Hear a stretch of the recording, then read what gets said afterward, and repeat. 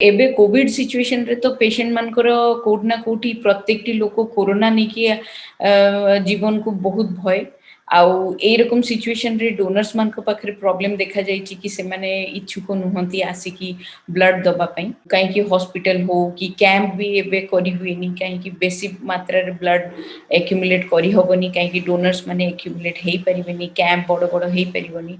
तो ऑब्वियसली कोउट ना कोउठी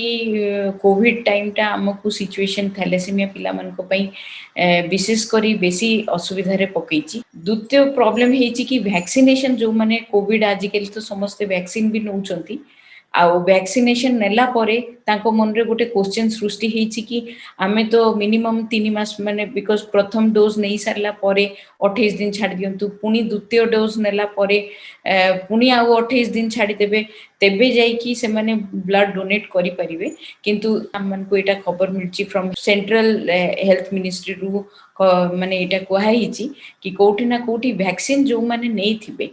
Covid vaccine this is very important part I mean to say समस्त donor माने एटा जानि रखि थांतु हम माने जदी ए पिला मन को सहाय्य करिवा पई चाहूछु तो मिनिमम फर्स्ट डोज हो कि सेकंड डोज हो हम माने 14 दिन परे आमे ब्लड डोनेट करि परिबा आ द्वितीय स्टेज हैला कि रक्त द्वारा एटा संचरण कोरोना संचरण हुए नहीं तो सेठी पई हम माने जे डरी कि काले को डोनर्स ता भितरे कोरोना थिबो तो ऑब्वियसली पिला इन्फेक्टेड हे जिवे ए रकम भी कथा नै काहे कि ब्लड द्वारा एटा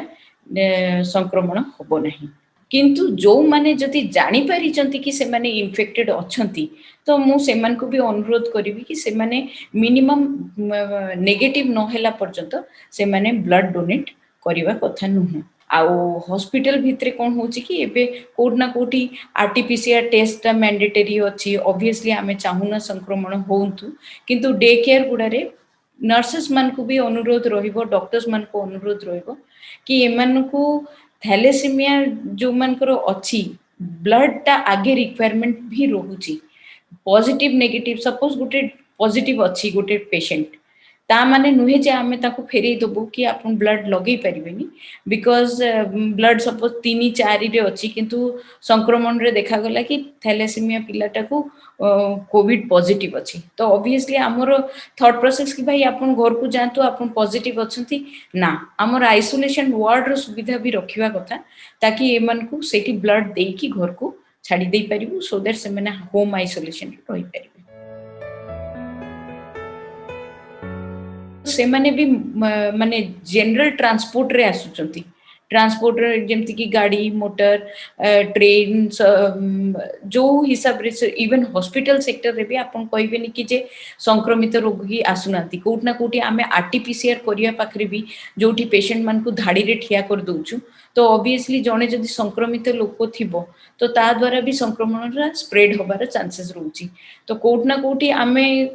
गोटे बाटे आमे जदी कहिबु कि संक्रमण सेमान को जदी न भी इन्फेक्टेड हेतिबे तथा भी संक्रमण होबार चांसेस रहउची काहे कि सेमान को आगे आरटीपीसीआर करिया पई जो धाड़ी रे ठिया रहउचंती कि जोथि पई अपेक्षा करूचंती संक्रमित रोगी मान को संगरे सेमान को भी आसी कि परीक्षा करिया को पड़ुची तो सेमाने भी संक्रमण रु मुक्त नुहंती सेमाने भी कोट ना कोठी एतरे प्रभाव रे चाप रे पड़ी जाउचंती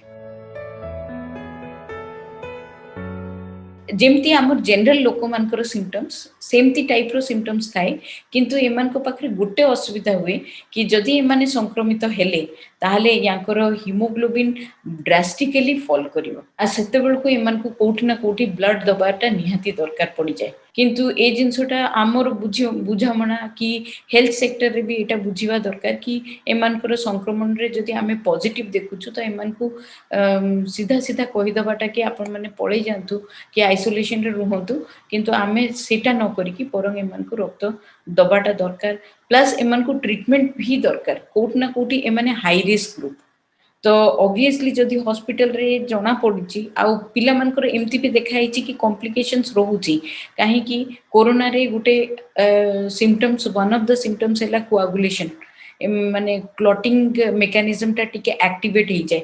तो थैलेसेमिया इंटरमीडिया एमन को पाखरे भी ए क्लॉटिंग प्रॉब्लमटा देखा जाइछि। तो कोउट ना कोउटी एमन को हेपारिन जदि दरकार पड़े तो दिया जिबा कथा। जदि एसिम्प्टोमेटिक अछंती तो घरे से माने रहि परिबे आइसोलेशन रे रहि कि जेमति अन्य मान को प्रसारण न हो से उपरे जोर दे परिबे। किंतु सपोज जदि हीमोग्लोबिन कम हिची कि कोठी एमानकर जदि इन्फ्लेमेटरी मार्कर जोड़ा कि आमे हॉस्पिटल रे आसी कि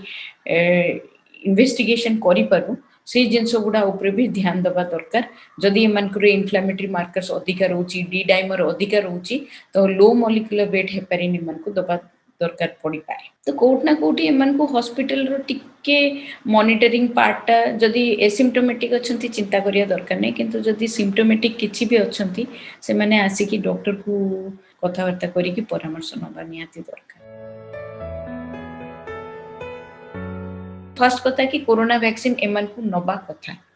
द्वितीय कथा हैला कि इन जनरल भी ए पेशेंट मान को प्रत्येक 5-6 वर्ष रे हेपेटाइटिस बी रो वैक्सीन भी नबा कथा, जोटा कि मैक्सिमम पॉपुलेशन ऑफ पेशेंट खाली ब्लड नउचंती आ किछि मेडिसिन केते जन मेडिसिन जानउचंती केते जन मेडिसिन जानू भी नांती। कैल्शियम औषध दबा को पड़े, जिंक सप्लीमेंटेशन दबा को पड़े, से विषय रे भी एमन को कहिबी कि ता संगरे हेपेटाइटिस बी टीका भी प्रत्येक टी पेशेंट 5 वर्ष रे थरे न थरे से मान को नबा कथा। आउ गोटे कथा होची कि जो मानकर स्प्लीन रिमूवल हेची से मान को निमोकोकल वैक्सीन जोटा कि 5 वर्ष रे थरे नबा कथा। हिमोफिलस इन्फ्लुएंजा रो वैक्सीन प्रत्येक वर्ष रे एनुअली से माने एटा नबा कथा। मेनिंगोकोकल वैक्सीन ए दुईटी वैक्सीन संगे मिसे कि स्प्लीन रिमूवल करबा आगुरु नबा कथा। ए सबु हैला वैक्सीन जनित कथा जोटा कि मु आपन को थैलेसेमिया पेशेंट नै की कथा कहली। कोट ना कोटी एमन को आरटीपीसीआर तो करिया को ही हबो, काहे कि हॉस्पिटल रे आमे भी चाहुना कि नर्सिंग स्टाफ माने संक्रमण होतु कि अलगा रोगी माने संक्रमण होतु, तो सेटा आरटीपीसीआर तो करिवे। ता व्यतीत भी केते गुडा जनरल टेस्ट जेमति भी मु कहली कि ब्लड लगेया पे आसुचंती तो हीमोग्लोबिन देखि कि सेमान को ब्लड गोटे प्री ट्रांसफ्यूजन आमे हीमोग्लोबिन टेस्ट करू। तापरे से माने ब्लड लगी सारला परे भी जदि मान्य केतेटी जगह रे सेटा संभव केते जगह रे से माने करंती नाही पोस्ट ट्रांसफ्यूजन हीमोग्लोबिन जेटा कि ए समय रे तो निहाती पोस्ट ट्रांसफ्यूजन हीमोग्लोबिन करिया कथा। आउ गोटे हैला फेरिटिन नाम माने जोटा हमें करूछु पेशेंट मानकर आयरन ओवरलोड जानिया पे सेटा प्रत्येक 3 मास रे कि 6 मास रे हमें सेटा को टेस्ट करू। ता बादे आउ केतोटी टेस्ट हे युची जेमिति कि